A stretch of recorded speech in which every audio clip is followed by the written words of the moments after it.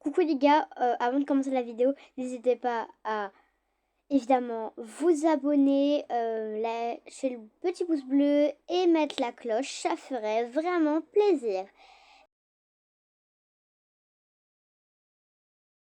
Ouais, donc coucou les gars. En gros, je sais pas si vous avez compris le concept, normalement c'est dans le titre, si j'ai pas fait trop de conneries. On va essayer de regarder des vidéos et de juger un petit peu. Donc attendez, je cherche et c'est parti. Transition vidéo. Alors j'ai trouvé ma chaîne, je sais pas si vous connaissez, c'est Léo. N'hésitez pas à s'abonner à sa chaîne. En gros, c'est des trucs un petit peu horreur, vous voyez. Alors on va juger, attendez, il faut que je trouve une vidéo là que je m'installe bien.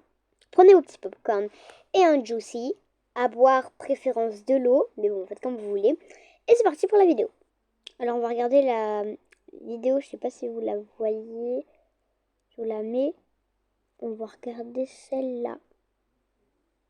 Hop là. Tout simplement parce que regardez le titre. 4 histoires paranormaux d'abonnés dans un endroit flippant. Donc voilà, on est parti, on y va. Et évidemment, abonnez-vous, comme a dit le titre. Et regardez, je me suis abonnée avec la cloche, donc n'hésitez pas à aller le faire à son compte. Bon bref, on est parti. Évidemment, je vous ai appris la pub. Vous avez été nombreux à me raconter vos histoires paranormales sur Instagram et aujourd'hui, je m'apprête à vous les raconter. Merci infiniment à toutes les personnes qui auront participé à cette vidéo. Et évidemment, il y aura plusieurs épisodes, donc pour ça, n'hésitez pas à mettre plein de likes. On vise quoi, les 2000, 3000, 4000, Paul? Deuxième épisode, c'est beaucoup. Le mec dans la bûche, 100 000 likes. Ok, 6000, parce que je fais un effort. 6000 likes, épisode 2, mais dans un décor style encore plus fou. Je trouverai une idée, ne vous inquiétez pas. Au programme, 3 histoires paranormales d'abonnés. J'espère qu'elles vous plairont. N'hésitez pas à me mettre en commentaire votre avis sur les histoires. N'hésitez pas à noter mon storytelling en commentaire, pourquoi pas. En parlant de ça, en parlant de storytelling, je change. Pour aujourd'hui, j'ai envie de raconter vos histoires comme... Les gars, je commence à flipper. Je vous préviens, évidemment, je vais pas faire une histoire full le soir. Évidemment, je suis pas conne. À 13h33. Mais si ce soir, je me mets à bader ma gueule, je sais demain j'ai école. Donc en vrai, ça va. Les gars, n'ayez pas peur. Si vous avez peur, vous pouvez quitter la vidéo, aller regarder une autre vidéo. Je vous préviens, mettez-vous sur des couvertures et serrez quelque chose que vous aimez très fort ou regardez-le avec quelqu'un. C'est juste un petit conseil. Voilà, on est parti. Qui m'a fait peur. Il y a des grimpeurs. On appelle ça... C'est des grimpeurs? Des urbexeurs. On a des urbexeurs avec nous. On a cru que c'était la police tout à l'heure. C'est pas du tout la police, c'est des urbexeurs. On les aime très fort, on leur fait une grosse dédicace. Je reprends du coup ce que je voulais dire. En parlant de storytelling, je vais raconter les histoires comme vous me les avez envoyées. Je ne vais pas les... Les gars, si vous savez pas ce que c'est les urbex, en gros, c'est des gens qui visitent des lieux un peu paranormaux, des trucs comme ça. C'est comme la chaîne de Rayton, et normalement, si j'ai bien fait mon montage, elle apparaît à l'écran. En gros, ils visitent des endroits un peu abandonnés, flippants, voilà, c'est ça des urbex. Allez, on reprend. Modifier. J'espère que ça va vous plaire. J'espère que cette façon de faire va vous plaire. En tous les cas, je verrai au like et à vos commentaires. On commence maintenant avec la première histoire. J'arrête de parler. C'est parti.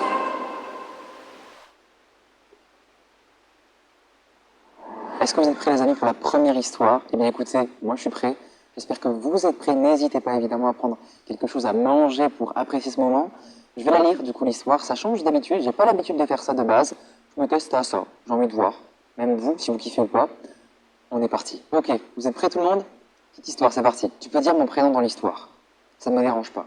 Donc moi c'est Lucas, j'ai actuellement 23 ans et je suis auxiliaire de vie à domicile. Petit détail qui aura son importance pour la suite. Et l'histoire que je vais vous raconter, c'est du soft. Genre, ça change d'habitude. Donc ça s'est passé entre 2014 et 2015. J'avais entre 14 et 15 ans. Je te mets rapidement dans le contexte. Il faut savoir que j'ai perdu mon parrain en 2007. À l'heure actuelle, je n'ai plus trop de souvenirs de lui, mis à part quelques photos par-ci par-là. Ce que je vais te raconter, c'est passé une nuit. J'étais allé me coucher vers 22h, histoire d'avoir une bonne nuit de sommeil et pour être en forme pour le collège le lendemain. Il faut savoir qu'à l'époque, mon lit se trouvait face à la porte de la chambre et je dormais la porte ouverte. Quand j'étais plus jeune, je ne supportais pas dormir la porte fermée et me sentais pas bien du tout, genre vraiment oppressé. Je comprends totalement le frère Lucas, c'est un sentiment que je partage de fou avec lui. Revenons à l'histoire. Moi, les gars, juste personnellement, moi, je ferme la porte. Il n'y a pas wesh. Je suis pas parano. Ça dépend ce que je regarde avant d'aller me coucher, mais je préfère fermer la porte de un. Comme ça, il y a la chaleur qui reste dans ma chambre. Et deuxième truc, j'ai un peu peur la nuit, mais ça arrive pratiquement jamais. On reprend.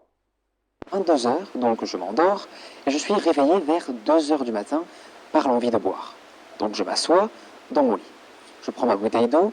Conseil les gars pour les gens un peu sensibles qui font pipi au lit ou quoi, ne buvez surtout pas d'eau avant d'aller se coucher parce que quand j'étais petite, voilà. Et allez faire pipi, surtout plusieurs fois. Et si la nuit vous sentez l'envie d'aller faire pipi, donc vous avez peur, vous dites on s'en fout, je vais aux toilettes, point barre. Voilà. Se trouvait par terre, à ma gauche, et je bois quelques coups. Je m'allonge de nouveau, et je sais pas pourquoi, mais je me suis senti un peu bizarre. Comme si je n'étais pas tout seul. Le sentiment qui a le don de te faire flipper, surtout en pleine nuit. Ça c'est sûr hein les gars. Si vous vous sentez pas seul, regardez bien et tout. Et si vous avez votre téléphone à côté, appelez quelqu'un de proche et dites est-ce que maman tu peux venir dans ma chambre, je vérifie ou quoi. Truc comme ça. Moi j'ai un mini téléphone les gars, donc je le fais parfois. Enfin voilà. Et voilà, si vous êtes dans la rue et que même si vous regardez pas derrière vous, vous sentez qu'il y a quelqu'un, même s'il y a personne ou quoi, si vous avez la pression, taillez-vous. Conseil, vous vous barrez, vous courez, vous allez pas dans l'issue, mais dans un endroit le plus proche, ou si vous êtes vraiment cardio, courez jusqu'à chez vous. Et comme ça, on est sûr. S'il y avait quelqu'un ou pas, comme ça, on est sûr, voilà. Sachant que j'étais dans le noir, je ne voyais absolument rien. Mais je cherchais quand même des yeux si je pouvais voir quelque chose. Et là, je vois une silhouette dans l'encadrement de ma porte qui me fixait les bras le long du corps. Donc d'abord, j'ai pensé à mon père, car il faut savoir que quand il n'arrive pas à dormir, il se relève pour aller regarder un petit peu la télé au salon. Mais cette silhouette n'était absolument pas celle de mon père. Je l'ai remarqué directement, jusqu'à ce que quelques traits commencent à être visibles. Moi, j'étais là, couché dans mon lit, limite en panique. J'avais beaucoup trop peur, car je pouvais bouger.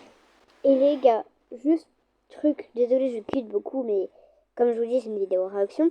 En gros, si vous vous apercevez des silhouettes, voilà, sachez que parfois votre, comment dire, vous pouvez être réveillé, mais votre cerveau non. Donc c'est-à-dire que vous pouvez voir votre rêve dans la réalité. Ça aussi, voilà. Mais bon, on continue l'histoire. Je sais, je suis relou. J'étais conscient et je voyais très bien que je n'étais pas fou. Il y avait bien quelqu'un, quelques mètres devant moi, qui me regardait. Ok. Bah ça c'est pas normal les gars. Et comme je vous répète, si vous avez un téléphone, faites semblant de dormir ou quoi, vous tournez voilà, et prenez scannement votre portable ou quoi, et écrivez un message à la personne la plus proche, ou limite si vous êtes sûr ou vous entendez des bruits ou quoi, appelez direct la police, les pompiers, les urgences, tout ce que vous voulez, enfin, mais la police, et voilà. Après quelques secondes, qui me sont parues être des heures, il y avait quelques traits qui commençaient à être visibles. C'est à ce moment-là que j'ai reconnu mon parrain. Mais j'avais toujours ce sentiment de peur, car c'était la première fois de ma vie qu'il m'arrivait quelque chose pareil. Je l'ai regardé. En même temps, j'avais pas trop le choix, puisque mes yeux ne voulaient pas se décoller de la silhouette. Il m'a fait un bisou avec sa main. Bon, en vrai, ça c'est pas mal. Mais genre, ça peut exister les fantômes, mais ça dépend des croyances et tout. Mais bon, il est mort, hein, le parrain, si je vous rappelle bien. Puis, il m'a fait un signe également de la main, comme s'il me disait au revoir. Puis, plus rien. Il a disparu. J'ai eu beaucoup de mal à me rendormir. Par moments, j'ai l'impression souvent d'avoir des signes de lui. Par exemple, quand je vais sur sa tombe au cimetière, j'ai l'impression qu'il y a quelqu'un à côté de moi. Ou alors, c'est quand je pense à lui. J'entends des petits bruits dans les murs, comme des petits coups, ou alors de légers courants d'air sur ma peau. Peut-être que ce n'est que mon imagination, mais je préfère me rassurer en me disant que c'était peut-être un signe de sa part. Pour en revenir à mon métier d'auxiliaire de vie, j'ai récemment travaillé chez un couple où la dame était médium. On a rapidement discuté. Et les gars, auxiliaire de vie, si vous savez pas ce que c'est, je vais tout bonnement essayer de vous expliquer. Ce serait un peu compliqué à vous expliquer, mais en gros, c'est un employé qui... Enfin, c'est trop compliqué à vous expliquer, il faudrait que vous cherchiez sur autre chose, mais en gros, c'est un employé qui peut faire autre chose. Voilà, je crois que je vais mal expliquer, mais bon. J'ai récemment travaillé chez un couple où la dame était médium. On a rapidement discuté de ça car la médiumnité m'intéresse pas mal. Elle m'a demandé si je voulais tester.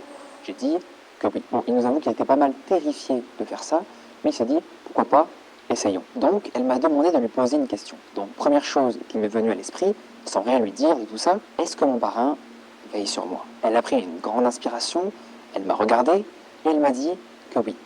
Et que quand j'étais petit, il s'amusait à me chatouiller déjà les oreilles. Évidemment, Lucas n'a aucun souvenir de tout ça comme il nous le précise. Je ne savais absolument pas de quoi elle me parlait. Mais en rentrant à la maison, le soir, j'ai demandé à ma mère si mon parrain me chatouillait les oreilles quand j'étais enfant, et la réponse était la suivante. Oui, alors, ce n'est pas vraiment une histoire paranormale comme on a l'habitude de les lire, mais je voulais vraiment la partager, car il faut savoir que j'ai raconté ça à absolument personne, de peur qu'on me prenne pour un gros fou qui voit les morts. Waouh, j'ai trouvé le témoignage trop cool, et en plus de ça, il est... Eh oui, les gars, c'est... Waouh, mais croyez-le. Parce que là, c'est incroyable. Bon, les gars, vous croyez ce que vous voulez en tout cas. Mais on reprend la vidéo. 1, 2 et 3. Waouh, j'ai trouvé le témoignage trop cool, et en plus de ça, il est pas... Il y a des bruits, c'est terrible ce qui se passe. Merci beaucoup, Lucas, pour avoir partagé ton témoignage. Je ne vois pas plus convaincant, honnêtement, que cette histoire. Et les gars, juste moi au début, j'avais pas trop envie d'aller voir sa chaîne. Je peux vous dire la vérité. C'est la première fois que je regarde une vidéo sur sa chaîne. Je me suis abonnée parce que... Je sais pas si vous connaissez Kossi, mais ils sont amis. Et j'avais envie de m'abonner à lui, voilà. Mais moi, j'avais peur de regarder ces vidéos parce qu'elles allaient faire vraiment trop peur, voilà. Mais en vrai, elles sont bien, hein. Franchement, je crois qu'avant de dormir, je regarde tout le temps ces vidéos, hein, c'est bien expliqué et tout. Allez hop. Moi, évidemment, il y aura potentiellement des sceptiques, des personnes qui ne croiront pas à cette histoire, et je peux littéralement comprendre. Merci beaucoup, Lucas, pour nous avoir partagé la première histoire de cette vidéo. Nous sommes sur la deuxième histoire d'une abonnée, dans un nouveau décor, vous l'aurez remarqué. J'aime bien changer de décor, vous verrez, à chaque histoire, il y aura un décor différent. J'apprécie. Merci encore à Antoine et Paul qui m'accompagnent. C'est fou ce qui se passe. L'histoire 2, vous verrez, elle est... Les gars, genre son décor au fond, c'est chelou. Et genre, moi, ce qui me fait peur, c'est pas le décor, ça va. C'est juste la porte qui est ouverte. Imaginez, il y a quelqu'un qui passe. Bon, je suis un peu drama queen, donc on commence à aller. assez particulière, car elle parle d'univers parallèle, un sujet qui me fascine de fou, et je me suis dit que je devais mettre un témoignage comme ça, paranormal. On est vraiment dans le paranormal, pour le coup, c'est vraiment un truc qui est très peu explicable. Vous allez très vite comprendre pourquoi, et vous verrez, moi, perso, ça me fascine, j'espère que ça vous fascinera aussi. Bonjour. Par rapport à ta demande de témoignage d'histoire paranormale, je peux rapidement résumer la mienne. J'en ai déjà parlé sur une vidéo concernant le concept univers parallèle. Il m'est arrivé de perdre 1 heure de ma vie. Je m'explique. Ado, j'avais une routine très rodée. Pour aller au lycée, en minimisant au maximum la perte de temps, puisque mon lycée était à 1 heure de trajet. Je me levais donc 1 heure. Et juste les gars, je vais vous le dire tout de suite. Si ma vidéo coupe, je suis désolée. Et sinon, j'essaierai de faire une deuxième partie si je peux, voilà. 10 avant l'heure de mon train, j'habite, il faut savoir, proche de la gare. Je consacrais 1 demi-heure à me réveiller et à petit déjeuner, 1 demi-heure à me laver et m'habiller, et 10 minutes de trajet. Mon réveil était toujours à la même heure et tous mes cours commençaient toujours à la première heure. Un jour, comme les autres, j'arrive au lycée. J'arrive devant ma classe pour constater que les autres élèves en sortaient. Et là, un pote à lui va lui dire « Pourquoi t'as manqué le cours ?» Il ne va avoir aucune réponse. Je n'avais pas de réponse. Si, j'étais surpris. De plus, il faut savoir que pendant la première demi-heure, je surveillais l'heure constamment sur la grande horloge de la cuisine. Puis, sur mon réveil, la deuxième demi-heure. J'avais donc bien les yeux sur l'heure toute cette matinée en me préparant. Les horaires de train étaient rares dans ma banlieue, il n'est pas possible que j'ai pu prendre un autre train. Le trajet de 10 minutes était linéaire, consistant à marcher dans ma rue, puis prendre une ruelle menant à la gare, et c'est tout. Aucune distraction n'était possible. Où est passée cette heure de ma vie? Eh bien, il se pose encore à l'heure actuelle cette question, et c'est pourquoi d'ailleurs il m'a parlé de son histoire aujourd'hui. N'ayant pas de réponse pragmatique, j'ai tué cette histoire toute ma vie. Maintenant, j'ai 40 ans, et je vois sur YouTube, notamment sur les reportages concernant le concept de monde parallèle, etc., des témoignages ressemblant aux miens de personnes ayant perdu encore plus d'heures que moi. Et désolé pour les fautes d'orthographe, c'est à cause du clavier automatique. Ne t'en fais pas, frérot, merci pour m'avoir raconté ton histoire. Est-ce que je peux t'appeler frérot? Ce serait totalement irrespectueux, étant donné que tu as 40 années. C'est fou, j'ai des abonnés qui ont 40 ans, je trouve ça tellement génial, c'est trop cool. Dédicace à toutes les personnes qui ont 40 ans. Merci pour m'avoir partagé ton histoire. Je sais, ça n'a rien à voir, mais mon père, il en a... Il va avoir 42 ans. Voilà, juste un petit truc. Ça a été trop bien, j'ai vraiment trop kiffé. Ce concept d'univers parallèle me fascine aussi. Alors, honnêtement, je n'ai aucune explication pour être honnête, je ne suis pas scientifique, je ne peux pas apporter de théorie sur ça malheureusement, mais en tout cas, n'hésitez pas, vous, en mettre en commentaire si les scientifiques passent par là finalement. Merci pour ton histoire, elle était très cool, je referme ce livre, mettez en commentaire ce que vous en avez pensé. C'est parti. Alors, cette deuxième histoire, elle vous a plu? Je l'espère, vraiment. On passe maintenant à la troisième. Merci d'avoir écouté la deuxième histoire. C'est une abonnée qui me la raconte cette fois-ci, une influenceuse sur les réseaux sociaux. Je ne citerai pas son blast car elle ne l'a pas précisé, donc je préfère garder l'anonymat. Merci encore elle pour m'avoir partagé son histoire. J'ai très froid, je risque un petit peu de bégayer et de trembler. Ne vous inquiétez pas, c'est normal. C'est pas du tout normal. Hello, je te contacte suite à certaines choses qui me sont arrivées par le passé. Ça risque d'être assez long, je te mens pas, dommage. Non, vraiment, j'adore l'histoire longue, c'est trop. Alors les gars, je vous préviens juste, moi aussi, vers la fin de la vidéo, si je peux, si ça cut pas tout seul, je vais vous raconter mon histoire à moi aussi, si je peux. Voilà. Il y a de nombreuses années, je dirais, vers l'âge de 12-13 ans, je côtoyais une amie chez qui je dormais pour la toute première fois. Elle venait plus chez moi que j'allais chez elle. Ce jour-là, ses parents n'étaient pas là, ni même ses frères. Nous avions l'appartement pour nous et ses parents devaient revenir vers 17h30, si je ne dis pas de bêtises. Je me souviens que le temps était assez sombre, la pluie était présente et les bourrasques. Devant s'étendaient à des kilomètres. Mon ami et moi avions décidé de prendre un goûter durant un film d'action. Je reste donc seul dans la cuisine, mais il faut savoir que chez elle, je ne me sentais pas du tout à l'aise. Je me sentais observé. J'étais avec mon petit téléphone et soudainement, sans aucune raison, j'ai senti vraiment un coup de pression. La paix était vraiment glaciale, sans aucune raison apparente. J'ai commencé à appeler mon ami qui faisait des tartines à l'époque et je flippais.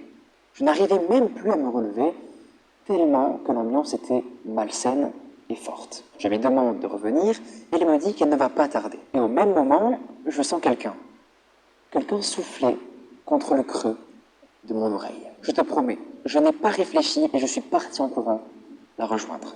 Je lui en parle et elle me dit, d'un air détaché, de ne pas m'en occuper. J'étais sidéré de ce comportement et je pense qu'elle ne voulait pas me dire la vérité. Mais quelle vérité? On le découvrira sûrement peut-être après. On retourne dans la chambre et vraiment, l'ambiance était super étrange. Jusqu'au soir où ses parents reviennent.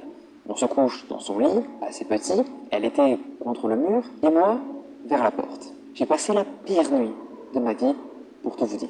Premièrement, j'ai senti quelqu'un me chatouiller les pieds, donc j'ai poussé mon amie en lui disant que ce n'était clairement pas drôle, mais elle était dos contre moi.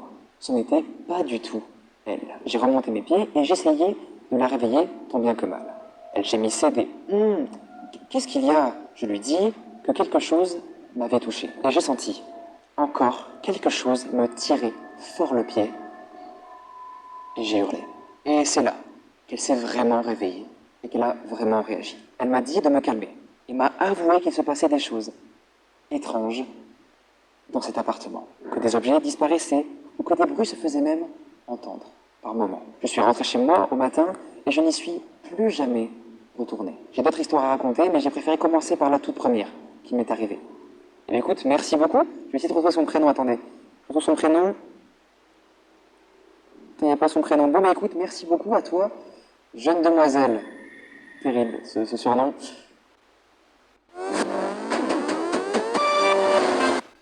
Les gars, je vous ai promis d'essayer de cuter la pub. Voilà. Tout a commencé en 2015. J'avais 17 ans et je venais de prendre mon indépendance dans un appartement près de mon nouveau boulot, mais aussi de ma famille. 2 mois après mon nouvel emménagement, les petits bruits de pas On peut recommencer. ont commencé à arriver. Dans la tête, je cherchais toujours une logique à ce phénomène. Problème de plancher, etc. Sachant que mon appartement, 2 mois après mon nouvel emménagement, les petits bruits de pas ont commencé à arriver. Dans la tête, je cherchais toujours une logique à ce phénomène. Problème de plancher, etc. Sachant que mon appartement était au dernier étage d'un ancien manoir qui avait été refait à neuf. Je décide de prévenir ma propriétaire qui, forcément, à chaque fois qu'elle venait pour constater, n'entendait rien du tout. Jusqu'au jour où j'ai décidé d'enregistrer les bruits. Puis, j'ai fait écouter à ma propriétaire et elle a été assez surprise. Elle m'a dit que ça devait venir sûrement du vieux plancher qui devait travailler. Je rencontre une petite amie qui est aujourd'hui ma femme, avec qui nous avons une petite fille. Depuis le début qu'elle est venue emménager avec moi, elle se sentait pas très bien. Elle n'était pas du tout à l'aise chez moi. Et c'était impossible de savoir pourquoi. À noter, bien sûr, que je ne lui ai jamais parlé de bruit que j'entendais chez moi depuis des mois. Nous décidons de partir en week-end chez sa maman à 30 minutes de route du vendredi soir. Et nous recevons à ce moment-là un appel de notre propriétaire, très énervé, qui nous hurle dessus en nous disant que tous les voisins et moi-même avons entendu énormément de bruit chez vous. De la musique, des bruits de bagarre, bref, la totale. Il n'en pouvait vraiment plus d'entendre tout ça, alors que bien, personne n'était chez eux à ce moment-là. Nous sommes surpris et disons à la propriétaire que nous ne sommes pas chez nous. Et du coup, on ne comprend rien à ce qu'elle nous dit, décidant alors d'appeler en urgence la police en leur disant que les personnes doivent être chez nous actuellement, car la propriétaire nous avait appelé en disant qu'il y avait de la musique, des lumières et des bruits de bagarre. Ils décident d'intervenir directement à notre domicile et nous partons en route aussi. Puis, quand nous arrivons, ils nous disent « c'est fermé à clé ». Il n'y a pas de bruit chez nous, alors nous décidons d'ouvrir la porte. Et les policiers, après ça, constatent qu'il n'y a aucune infraction à noter. Quand on est entré, l'appartement était allumé. Les policiers l'ont aussi vu, la musique était éteinte. En entrant dans la pièce, on remarque que l'appartement était encore comme on l'avait laissé quand on était parti de chez nous. À part la lumière, elle était allumée à notre arrivée. À part ça, la musique n'était pas du tout en train de fonctionner et rien de solide n'était tombé par terre. Alors, qui avait causé ce bruit, comme on dit les voisins et le propriétaire, de bagarre? Eh bien ça, on ne le sait pas. Je ne le sais pas et... Attendez. Non, c'est bon. On peut reprendre, désolé. Le couple ne le sait pas encore. Personne ne va comprendre ce qui se passe.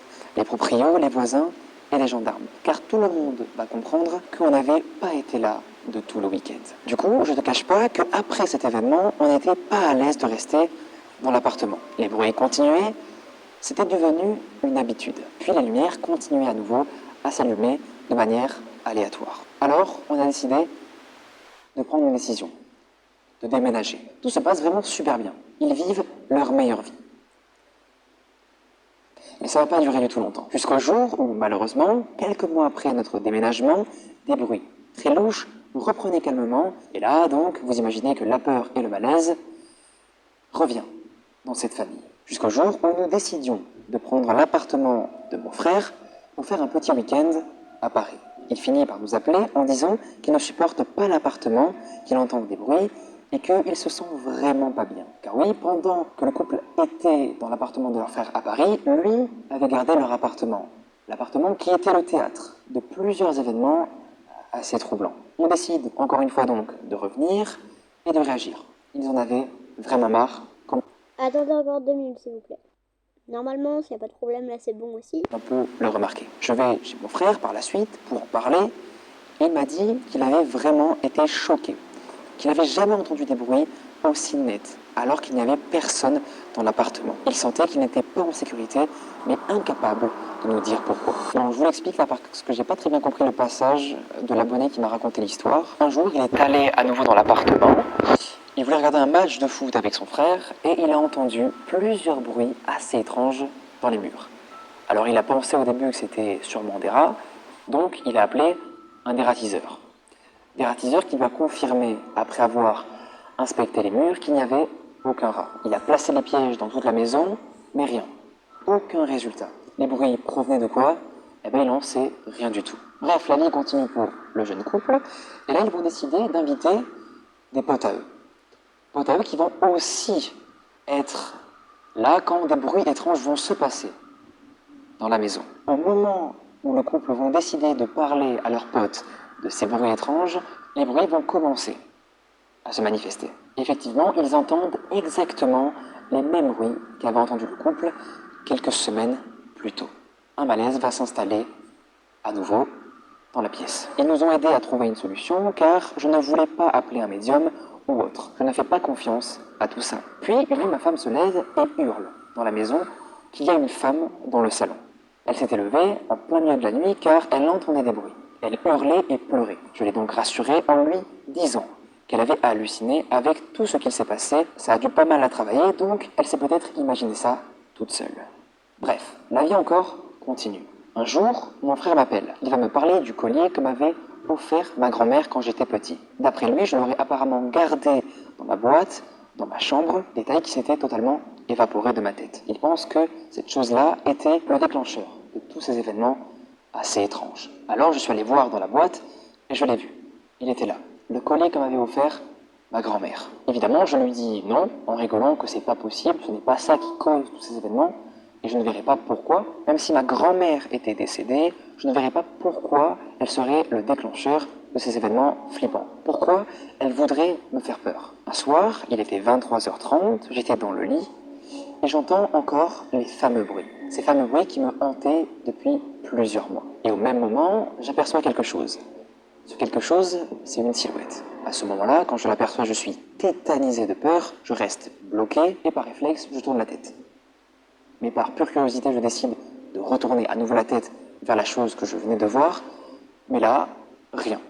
Cette chose-là avait littéralement disparu. Je finis par fatigue à péter un câble, à prendre la boîte avec le collier qui était à l'intérieur et à le jeter à la poubelle. Puis les jours passent et plus rien. Mais vraiment plus rien. Tous les événements que je viens de vous raconter et qui sont arrivés à ce couple se sont étalés sur 4 ans. Il a passé, comme il nous le dit à la fin de son histoire, énormément de détails, mais il est persuadé à 100% que ce qu'ils ont vu avec son frère et sa femme était bel et bien, qu'il n'avait absolument rien inventé de tout ça. Eh ben les gars, ça fait de quoi flipper, hein? Eh bien écoutez, on est sur la fin de cette vidéo. Merci beaucoup à cet abonné qui m'a raconté la dernière histoire. Honnêtement, c'est pas ma préférée. Pour être honnête, même s'il a pris du temps et encore je le remercie à me l'avoir raconté, je l'ai pris parce que je l'ai trouvé crédible. Je trouve qu'on n'a pas trop de détails sensationnels qui nous feraient penser que c'est fake. Honnêtement, on peut croire cette histoire, mais l'expliquer aussi.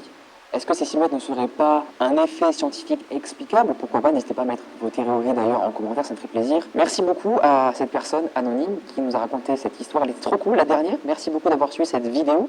Je finis très vite car il fait très froid. Comme peuvent en témoigner les visages de Paul devant moi et Antoine, ils sont terriblement congelés. Merci d'avoir suivi. On se retrouve nous très bientôt les amis pour une prochaine vidéo. C'était Léo. À très vite, je vous aime très fort. On va faire plein de trucs en 2024 de fou. Des bisous. Merci d'avoir regardé les gars et je vous fais plein de gros bisous et à la prochaine. Salut!